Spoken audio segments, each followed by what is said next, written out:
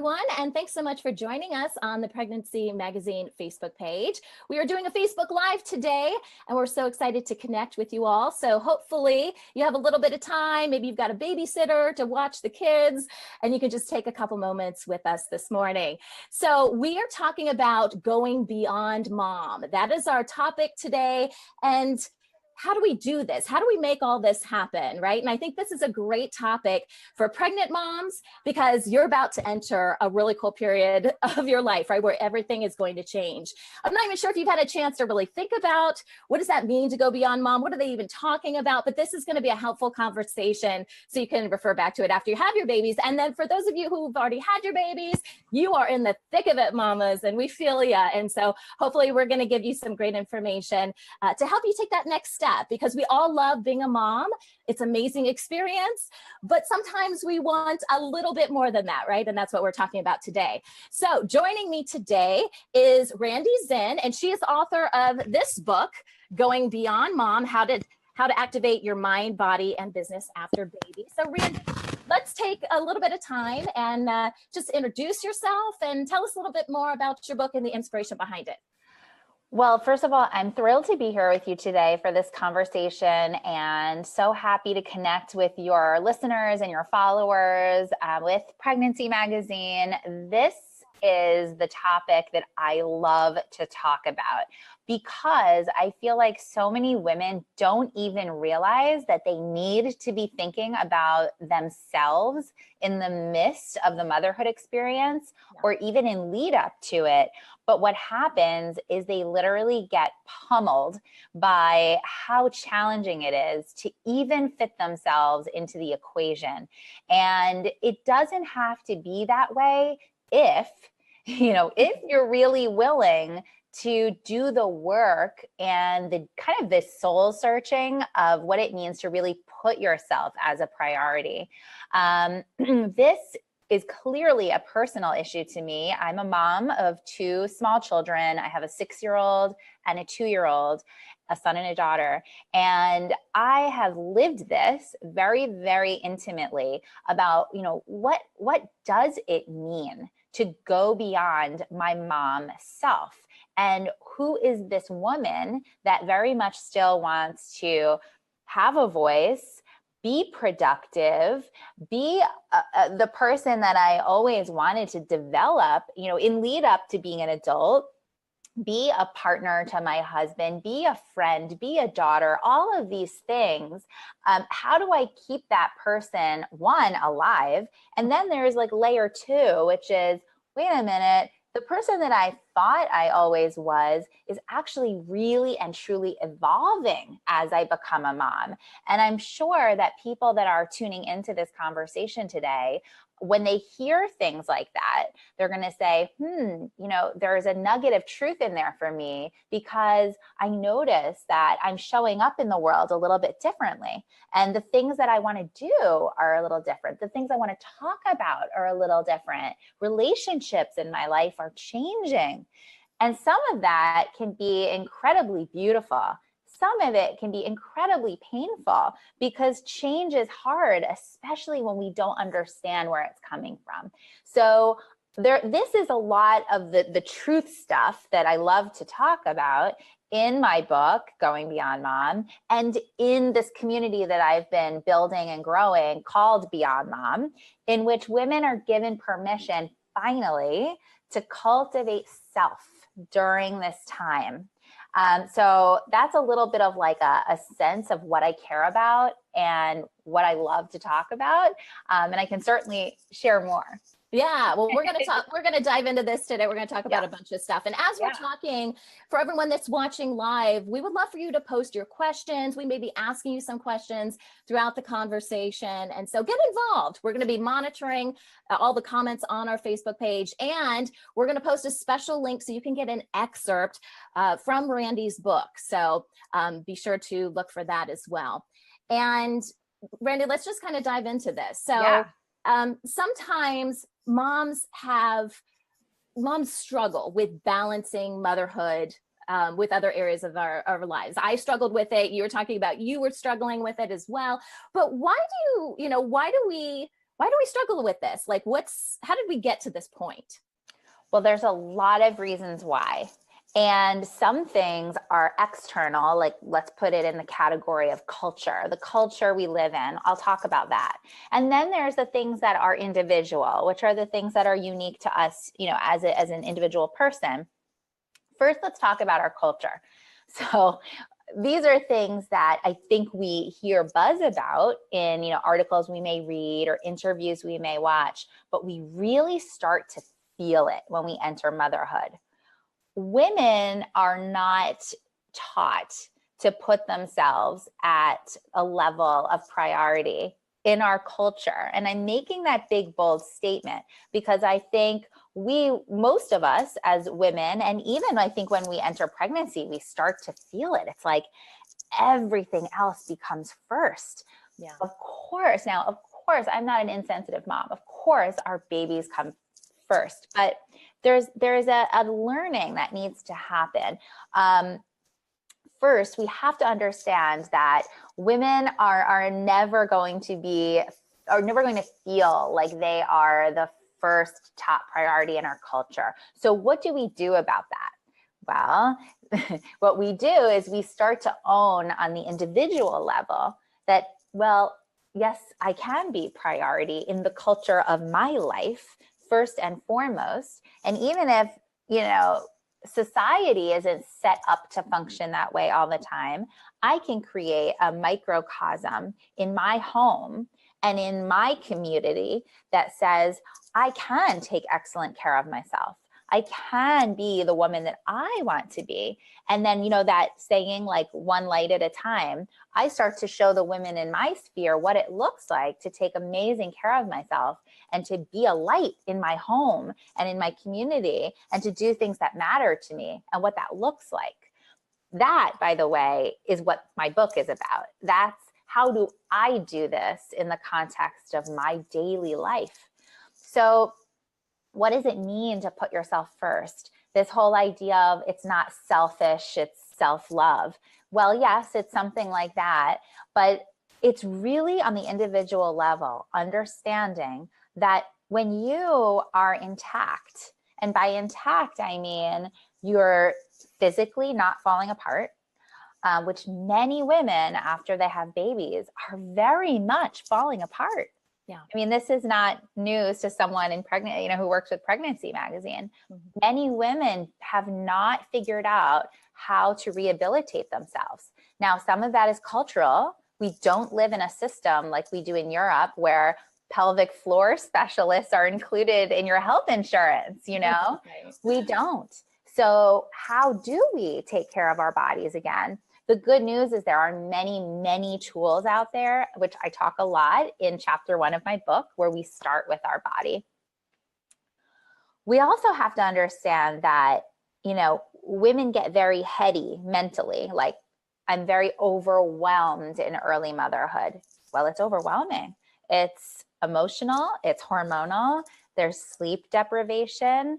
We're often derailed from the path that we were on originally, and we don't always know how to get back onto it. We don't even know if we want to get back onto it because, as we said before, we change. Mm-hmm. So the time can feel so confusing.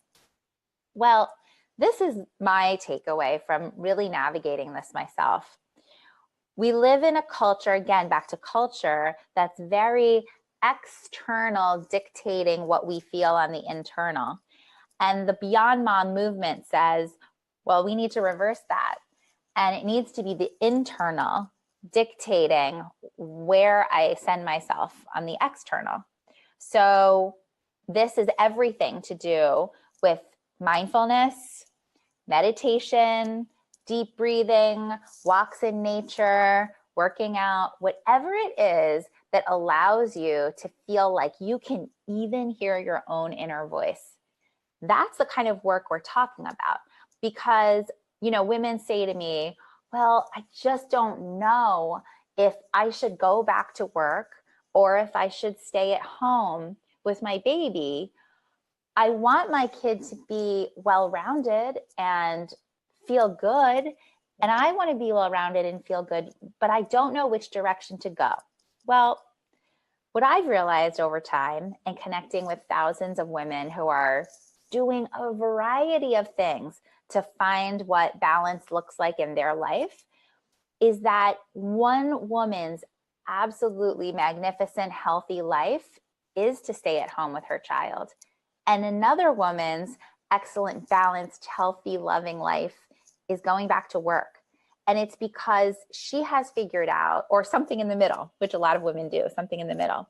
Mm-hmm. Each woman, by listening to what her wisdom is figuring out, how do I show up as best me, which translates as best mom and best productive person in whatever way she's productive. And that is the key. The problem is that so many of us are trying to listen to statistics and look at Instagram feeds and think that that's where the truth is, but it isn't. The truth is, where are you most whole? And that's the woman that's going to show up with so much for her work and for her children. Right. And that there's also no right or wrong answer to this, just because your friend is doing this or so-and-so is doing this, that doesn't, like, we're all individuals and we all need different things. And like you said, it could be perfectly normal for someone to want to be at home and to do everything for their kids in that capacity. It may be normal for someone to have some sort of part-time job, and it may be normal for someone to go back to work, but it doesn't mean that you're any less of a mom or more of a mom for any of those options. No, I mean, I think that for myself, I know that I'm not built to be a fully stay-at-home mom. I'm also not built to be a fully corporate mom. I'm definitely built to be productive and flexible mom and build kind of like my own kaleidoscopic schedule, but that I am available for play and doctor's appointments, and I can kind of slide in and slide out. Yeah. That's a rhythm that works for me. For some people, that could feel chaotic. Mm-hmm. And for me, that feels like a rhythm that I respond to. But I've experimented and I've given myself time to feel, where do I feel at my best? And what's important for my children to be absorbing from me? Is it overstressed energy, or right. Is it, a kind of creative output that I feel like I get to have in myself when I am excited about my work and thrilled to grab at an hour or two with them in the park when I can take a break. Right. So it's very, very personal. And what's amazing about the time we're living in, and why I love what I do so much is I meet women all the time that are just doing extraordinary work on behalf of other women, especially. So as an example, a woman I know launched a fantastic website and conversation all about giving women permission to pause, permission to take a break from the workforce and be with their children in a very modern, intelligent sort of way. And on the flip side, I have another friend who's leading a whole other movement that supports and advocates for women that have to go back to work after a few months. And how do we make that time as easy and as digestible as possible? So the thing is that there's support out there and there's dialogue out there, but you have to be willing to do the work to understand yourself. Your book talks about something I thought was very clever. It's called the martyr mom syndrome. I believe psychotherapist Terry Cole mentions it, because you have an excerpt from that in your book. I wanted to explore that because I never heard it kind of defined like that. What does that mean? Because I think a lot of moms may fall into this. Yeah. So Terry Cole is a dear friend and a therapist and a coach, and someone who I'm just fascinated by her work. And she has an amazing podcast called Hello Freedom, if anyone is interested in tuning in. So she offered this concept in an expert in my book about the martyr mom syndrome. And just to kind of give a brief of what I believe she is really honing in on is this idea that when a mom doesn't figure out what her thing is or what brings her joy on the level of self, that we end up falling into these patterns of doing everything for everyone else, of always being the caregiver of others, of being, the mom that in a sense, like the mom that says, I don't even know what I like anymore. Like that sort of ambivalence, because you just haven't given yourself the space to even explore. And then we get to this idea of, martyr, and it becomes this woe is me sort of way of living your life, where it's like, now I'm a little bit of a victim to it. Like, how do I even get out of the patterns that I'm in? And I'm miserable and I'm complaining, and I'm really having now kind of a negative effect even on the people that I love the most. Yeah. And it can be a very vicious cycle. And it was kind of cool that Terry brought it up, because I know that no one ever wants to be that, and no one ever wants to end up in patterns that feel so lost and feel so negative.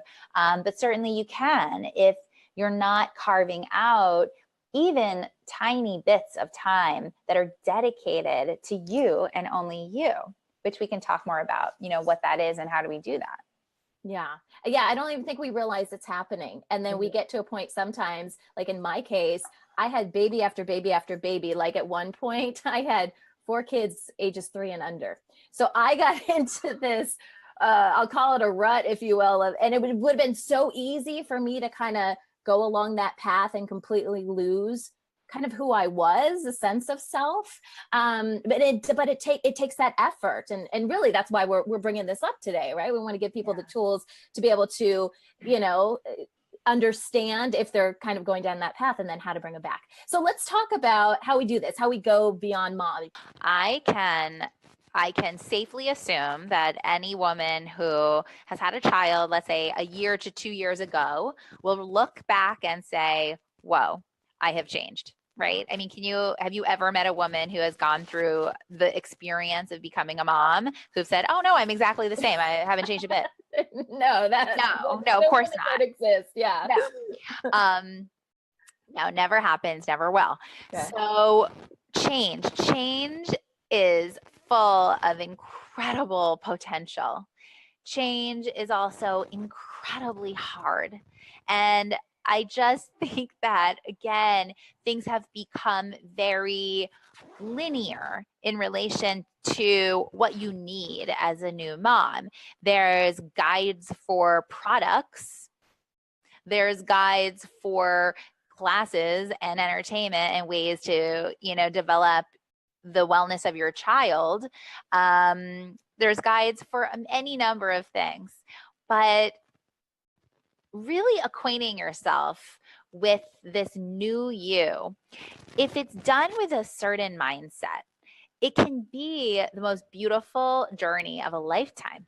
Because, I've thought a lot about this, obviously. There's a lot of cultures around the world that have a lot more ritual and a lot more tradition that's built into things in a way that even things that are challenging or complicated, there's an honor to it. I feel like what has happened in our culture is like, boom, the baby's born. Boom, it's all about the baby. Boom, we don't live in a culture that, puts women as priority, not really. And anyone who works in most of corporate America knows that to be the case.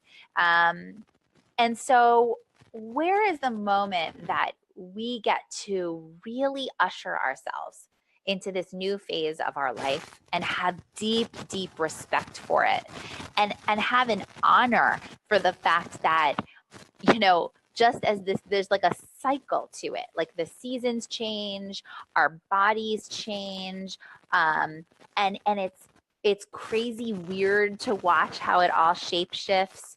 And there's a beauty to it, because what comes out on the other side can be, it can fit into that category of, I could never imagine, how this could ever have been if I hadn't gone through that change, right? Yeah. Like all the women that, let's say birth a new business idea because they've become a mother. I didn't want to go back to my job prior. I went through this really complicated time. So I wanted to start a business that supported women going through X because I went through X. And, you know, there's so many examples of women like that fit into that category who are now making impact and who are now helping people because they themselves embrace their change. And so there's so many beautiful, beautiful ways that change can take us into a new phase of our life. But up until now, up until my book, I'd like to think, there really isn't this guide of how to navigate the fact that it is hard and befriend it. And that's the way that I like to think about it. How do we befriend it? You know, how does it become less of an enemy or less of something that's so scary? And how do we instead view it as like, you know, a page turning in our life? And in the book, in this section, I do break it down into very tangible parts of our lives that typically get the brunt of the change after we have kids. Everything from our physical body, our friendships, our sex life, the things that can be really, really fraught with challenge. But how do we work through it towards a more positive place? Yeah. And I think it's interesting because in the book, you start by talking about our physical bodies, when I think when we bring up the concept of going beyond mom, we think it's a mental thing, right? We got to get past certain things. But you're like, no, you really need to understand that so many things have changed. You might as well be a totally different person. You know what I mean? Your priorities are probably different. Your body is going to change, you know, mentally, of course, things are going to change. But I thought that was interesting in your book, how you started with the physical side of stuff, because that's what we see every day. I mean, for some of us, it's, you know, we're like, what happened here? Like, I look totally different going in, having this baby, and now I come back and my body looks like this. But I think that's an important distinction to make and to embrace, really, because it's life. It is life. And I mean, I come from a yoga background, in case you can't tell with the way that I talk, but I was a yoga instructor for a lot of years, and I still teach periodically at some of the retreats that I lead for moms. Yeah. And I feel now more than ever that my body and my mind are one. And so if there's anyone watching and listening out there who feels the opposite, I really urge you to pause and consider that again. Because let's just say, if you are in physical pain, let's just say you have not been able to rehabilitate after having a baby, you know, I think I said in the beginning of the book, like, if you're peeing when you sneeze during, you know, trying to like go out and interview for a job after you've had a baby, you're not feeling so confident in your mind. And so like, this is just one very like kind of harsh example. But what I really believe, and this is why it's beautiful to see that now there's, you know, stroller workouts and baby wearing fitness classes. I just think that we have to find our strength again in our body. And I'm not talking about getting back to pre-baby weight or like having a six pack. I'm talking about having your blood moving. And I'm talking about the hormones and the endorphins that move when you physically move your body, and the positive effects that it has on your mental state.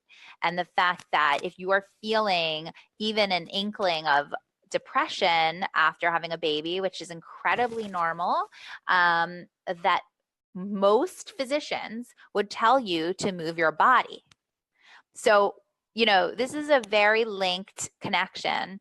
And it's very easy, again, to focus primarily on your baby, but you will give so much more to your baby if you're able to take care of yourself, body and mind. You know, as you were talking, it brought to me something that happened in my own life. It's kind of a funny story, but I have 4 kids, and my first was born about almost 8 years ago. And shortly after I had my son, I had a job interview. I happened to be in the middle of doing job interviews and having a baby. It was crazy. And I remember right after my son was born, it was probably like a week after I had a vaginal birth, you know, what kind of shape you're in after that. And so I had this job interview, and I remember having to like go buy like, I don't know, corset kind of stuff. Like, none of my clothes fit me, right? But I had to like go to the job interview. And I was sitting down talking to this person that was interviewing me, and I was breastfeeding at the time too. My body was just, and this was, you know, I'd never been through this before. I didn't know what to expect. And I'm talking, and one of the buttons just like popped off in the interview. I kid you not. I was like, okay, my life is different now. Like this is not normal. And it just reminded me, I was like, yeah, like my whole life changed. And that was a very kind of brutal reminder of physically how my body had changed. Definitely. And God bless you for going through a job interview 1 week postpartum. Oh well, my at least goodness. it was a woman that was interviewing me, and we kind of made a joke out of it. And you know, it could have been much worse. It could have been so much worse. All right, so let's talk about the mental side of this. I know it's kind of one and the same, but when we think about our mental state after having a baby, how do we mentally prepare for going beyond mom? Because sometimes I think the mental side of it is one of the biggest challenges. We have to, like I said, you know, our whole lives have changed, and we may not think we can, you know, move past a certain point in our life. So mentally, how do we prepare ourselves for that? Well, even though I clearly am like a very philosophical person, I'm actually very practical. So one of the things that I felt worked the best in my life is that I started doing certain things that set the stages for life looking a certain way once my child and children were born. So meaning, okay, I'm going to use an example. So people say that they find it very, very difficult to find a rhythm or a time to talk to their partner. Like talk, I mean like have good conversation with their partner once their children are born. We can all relate to that. It's noisy, it's chaotic, everyone else wants your attention. How do you find the time? Well, my husband and I, we're not perfect, but we have certain things that have really worked.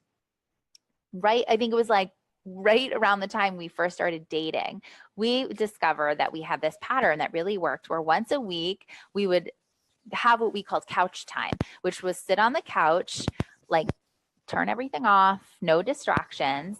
And even if nothing particular was going on, kind of look at each other and say, is there anything you want to talk about? Is there anything bothering you? Is there anything going on?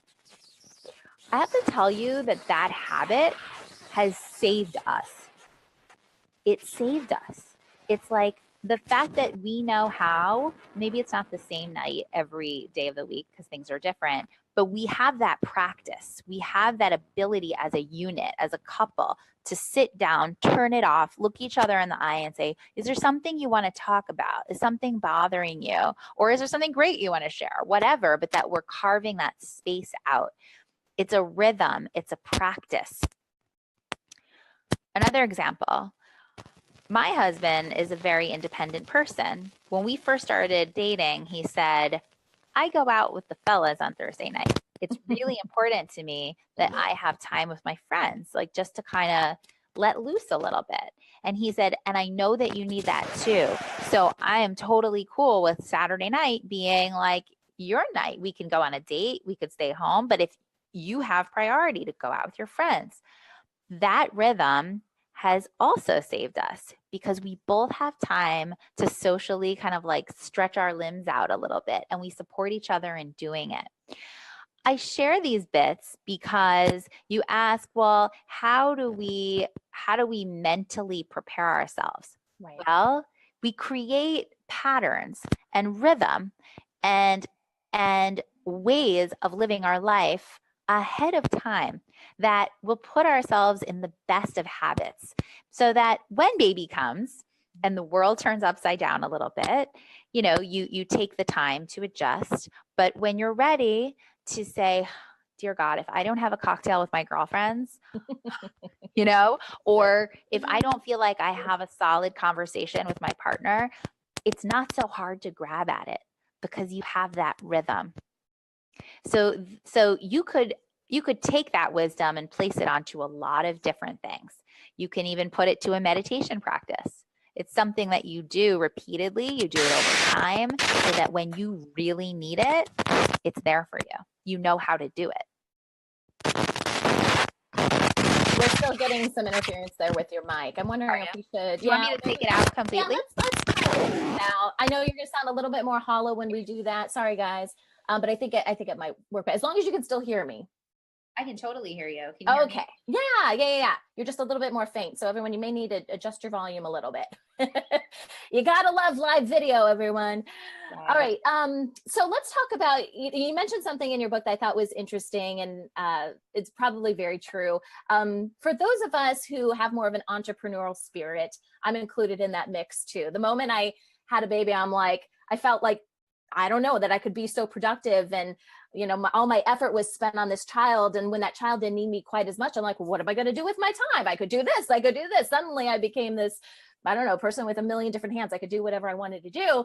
And I started thinking more about business opportunities and changing my life a little bit, like you said, so you can, kind of be there with your kids, but also, do some business stuff. And so that was a priority for me. And you talk in your book about your home being the first business you'll likely run. And I wanted to explore that a little bit and have you explain that, because I think that's an interesting concept. We think that something, it's, a little bit further out there, but I mean, it kind of ties into what you were just saying, that, hey, you've got some stuff around you. You can build up your skills without doing something big right away.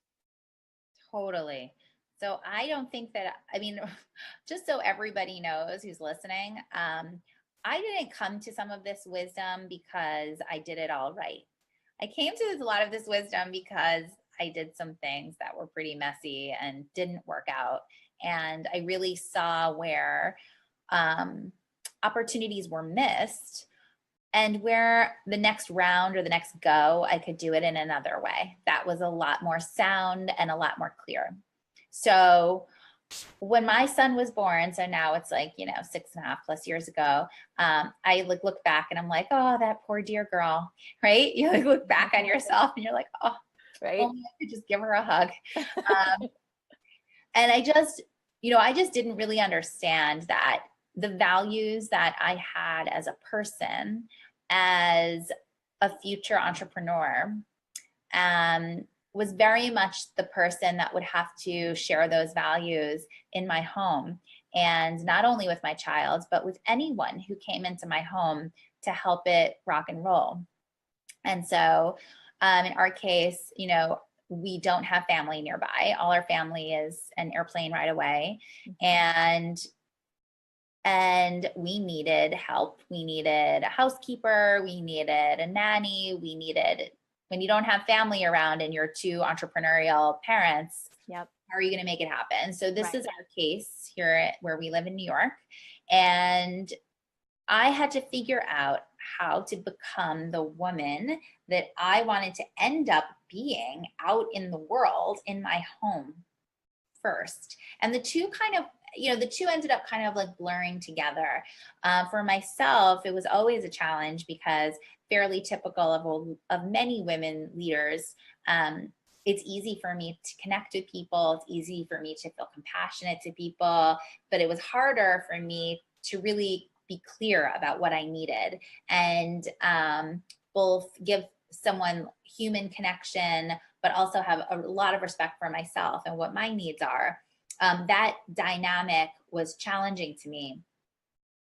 But through some semi-failed relationships and through some now very successful relationships, I figured out that the values of who I am out there are the same as who I am in my home, and that I can be a person that's loving and fun and funny and supportive, and also very, very distinctly clear with what matters to me most. And that the people that walk into my home also have to be loving and supportive and clear and communicate well and do great work, whatever that is. And we all show up as a team, and team became a subject and a concept that wasn't how I envisioned it in the beginning. I was kind of like, oh, these people come in and they help me and they know more than me. And now I'm like, no, you know what? I'm a mom of two and I know what I'm doing and I have confidence in myself, but we're all here because this is a team effort. And you're here because I'm out trying to make an impact here and you're making an impact here. So I can make an impact there. And these are the philosophies that I express daily. So all of this is happening in my home. and in my work Yeah. and in my family. They are not separate. They're very much a united force. And I've done a lot of hard work in defining myself as kind of like the center of that wheel, you know? So I think I talk also a lot in the book, as you read, Sunny, that, you know, our mindset is everything. And I think it's very easy in the motherhood space to just kind of roll along in these relationships and flow from thing to thing and just hope things go well. But what if you really own it? What if you really own, like, you know, the values that I want to impart in my work and as a mother are alive and well in this house. And I want to express that. And I want everyone who's here to understand that this is what matters to me. And it has to do with how you carry yourself and how you communicate. So everything suddenly becomes very purposeful. You know, you're not being taken by for a ride by anyone. Like you're driving your car, you know? So much of a mindset, but yes, your home is your business. Yeah. So as we explore this idea of going beyond mom, it's a great idea, and we may be all excited about it first. Yeah, I want to do that, right? And then doubt creeps in, you know, at various stages, right? You could be gung ho in the beginning and start on your journey and be like, oh, can I really do this? And it may not happen till later, but sometimes we take, you know, we take 2 steps forward and then 1 step back because we start to doubt ourselves. What are some ways that we as moms can overcome that and you know, basically learn from that? I mean, I experience doubt and fear all the time. And so does everyone else, because we're human beings. So what I think is most powerful in dealing with the fact that there is doubt and there's fear is really understanding that you are not bad. You are not unique for feeling those things. There's nothing wrong with you. You are a human being, and change is hard. And along with change comes a lot of doubt and a lot of fear. We live in a crazy world. There's a lot of stuff going on. There's a lot of weight on our shoulders. I sometimes think that this is like a larger subject, but I say it because I think we all need to hear it. I think that we underestimate what we feel because of a lot of the craziness going on in the world. And it might not be things that we physically see every day, but we're sensory beings. We feel.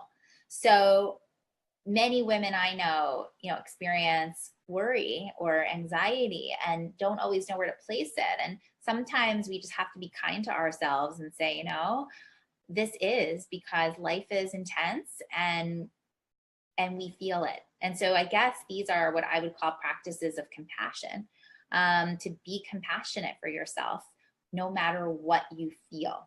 Sometimes people like myself, who are very productive and doer types, when we feel emotions like doubt and fear, we tend to think we have to do something, right? Right. So sometimes there's nothing to do. Right. Yeah, it's true. Sometimes it's out of your hands. There's nothing you can do, right? Sometimes there's more like, sometimes there's just being. Sometimes there is accepting that there are feelings that are here and they will also go away. What I offer in the book as well that I hope will help are, you know, very specific questions to pose to yourself where you can inquire, is there something to do here? You know, sometimes there is action. If you're feeling doubt and worry because, coming back to our prior question, the person that comes to help with your child while you go to work, something's not feeling right, you're not sure if there's a sync. Well, are you just sort of letting those feelings go? Or is there something to pay attention to? Well, that might be an example of something where maybe there is something to do. Maybe there's a conversation you need to have. Maybe there's a change you need to make. But sometimes when we're simply navigating this time of change as a mom, or of course, there's anxiety before you physically become a mom when you are pregnant. Sometimes we have to just be compassionate that emotions come through and we don't always have to do something. Yeah. And you also talk about in your book, and I think this is an important point to make, that sometimes there are things that you want to change that simply aren't going to change, and you have to just accept that. So I think sometimes moms are the fix it people, right? We need to go around and make things as best they can possibly be. And like we talked about, sometimes it's out of your control. Where you can change stuff, sure, change. But where you can't, we have to give ourselves some grace here and just be like, I accept that I can't change that. I'm going to move on. Absolutely. Absolutely. We have to not let the factors in our life take us over. Yeah. You know, it's like it really does come back to mindset. I have a whole section in the book where I talk about this idea. I kind of coined the term because it's how it felt to me when it would happen. I would call some of my emotional experiences emotional tsunamis, where it feels like this giant wave of feeling and of reaction, where you feel like I don't even know how to see over this moment. Mm-hmm. And I take the steps of, okay, how do we slow down the freak out and this feeling like we can't even get out of the wave that's hitting us? And then how do we contemplate what pieces of this are about things we can change, things that simply do not work for us, things that are really more about a belief system we have that maybe we can make a shift. Mm-hmm. There's all different ways that we can contemplate.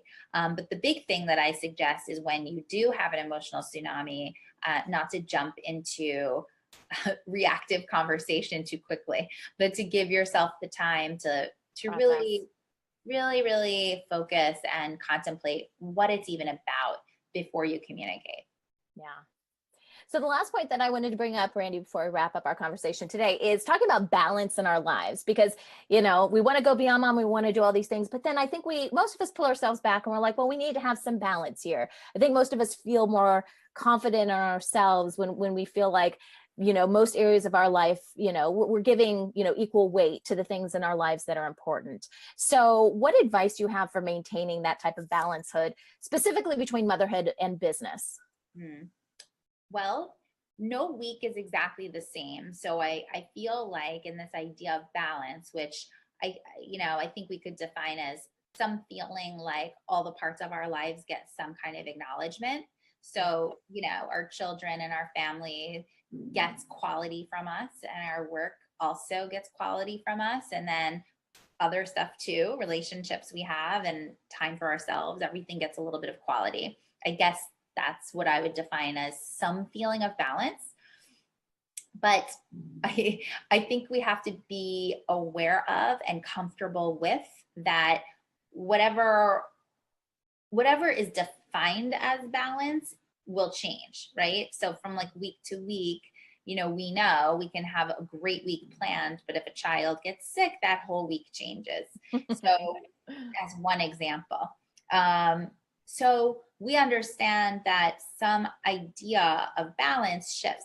I like to think of it as, let's say I have the opportunity to spend a day or two of a lot of kid time. Let's say there's no caregiver in the picture and I have like 2 days where it's a lot of kid time. Then I will probably sometime in the next days after that swing toward a little extra into the work department. There's nothing fixed about the balance. It's always moving, but it's like, if you give a little more here, how do you give a little more there the next day or so? Or maybe it's week by week or month by month, whatever way it kind of digests for you.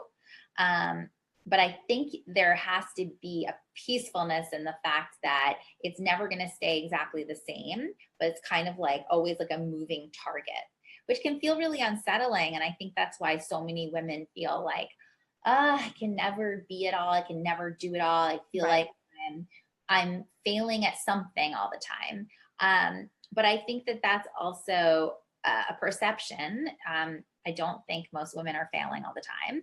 I think that we also have to be very defined about what our moments look like.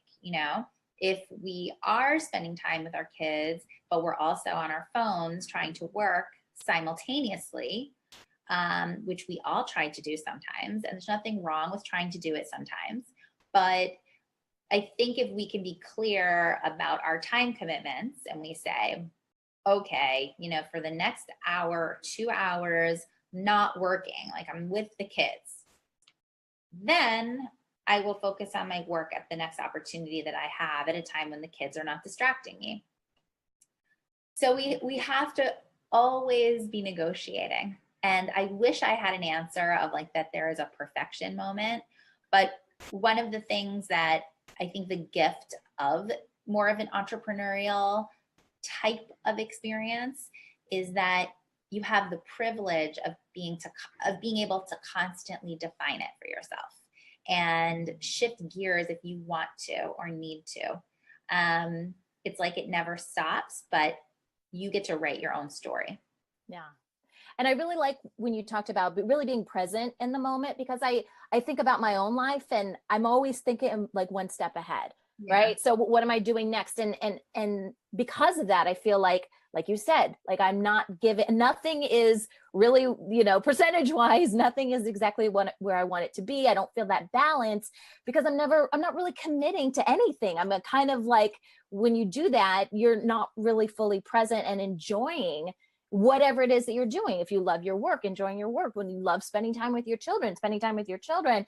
And I think if more people, I know it's easier said than done, this is a note for myself as well, but if we can try to be more present in whatever we're doing, I think that sense of balance will happen a little bit more naturally because we'll just be able to enjoy what we're experiencing in the moment.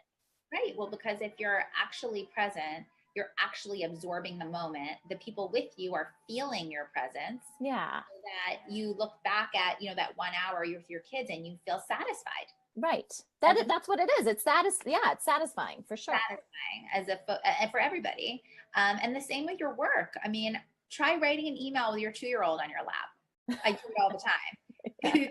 It's not easy and you can't focus and you can't feel like I just sent a meaningful email.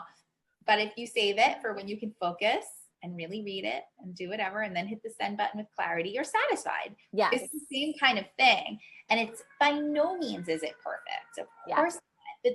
But the point is that we're aspiring towards a certain quality of life. And like anything else, it's a practice. It's something that you attempt to do daily, weekly, and then over time, you start to accumulate an experience. Yeah. Well, I know we talked a lot about entrepreneurship, in today's conversation, and you do have a whole section in your book that kind of breaks things down. So mamas, if you think that that's a road that you want to go down, I would encourage you to check out Randi's book because she does define, kind of the steps or at least things to consider if you're consider becoming an entrepreneur. And of course, as I mentioned, as we started our conversation today, we do have an excerpt from the book. Thank you, Randi. So if you want to check that out, there is a link in the comment section for this video. Go ahead and click on that. And then if you're like, I love Randi's book, I want some more, there's also a link through that link. We're going to link to get to the Amazon page where you can buy this. So Randi, thanks so much for being with us today. It was so fun chatting with you. I appreciate all the good stuff that you're putting out there and helping moms go beyond mom and reach the potential of, whatever that means for them, just feeling whole. And thank you for this. I appreciate it. Thank you so much. And I do want to say that we have so much content and inspiration that is like alive and available for women everywhere. So women, I encourage you to come to our website, beyondmom.com, and you can follow everything on social media as well. Awesome. Yeah. And I'll plug Pregnancy Magazine as well. We've got a ton of great articles on our website through social media, mainly Instagram, Facebook, and Twitter. So check out all that good stuff. We've got podcasts now. That's an awesome thing. So if you like to listen on the go, you can head on over to our website and subscribe. Randi, thanks so much. I appreciate you being with us today. Thank you so much. Okay. Bye. Bye.